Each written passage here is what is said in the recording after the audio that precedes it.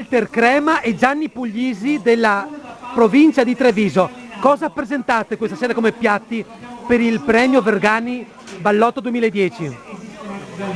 Presentiamo tre piatti di gnocchi, Sì? uno diverso dall'altro. Il classico gnocco di patate con un condimento di coniglio, un gnocco di pane, forse molte volte dimenticato, con la casatella e il cioccolato, e poi un gnocco di pollo, di tacchino con le ortiche, con sopra del grana. Ecco, cosa vi aspettate questa sera? Vi aspettate di vincere?